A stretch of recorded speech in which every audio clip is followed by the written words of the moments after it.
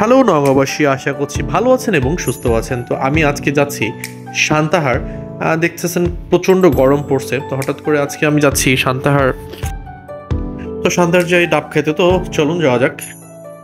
দেখতে পাচ্ছেন ব্রিজের মধ্যে আমি রিক্সা নিলাম, রিক্সা নিয়ে আমাদের নওগাঁ ব্রিজ পার হয়ে যাচ্ছি।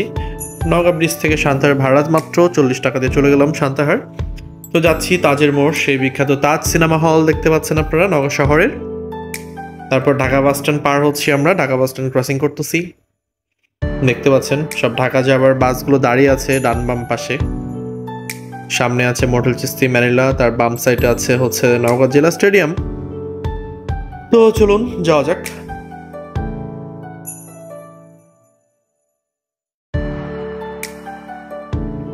তারপর দেখতে দেখতে আমরা চলে আসলাম ঠিক ইয়াদ আলীর মোড়ের আগে আর কি, মল্লিকা ইন যেটাকে বলা হয় আমরা, Mallika in hotel and restaurant.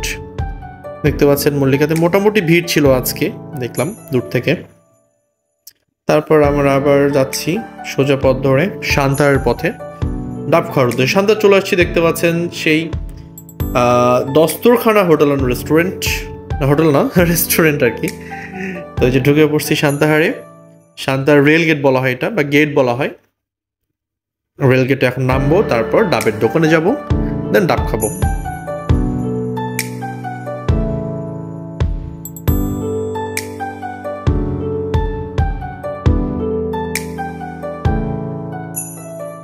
অনেকে ভাবতে পারেন যে নওগাঁ থেকে কেন সান্তাহার যাচ্ছি ডাব খেতে।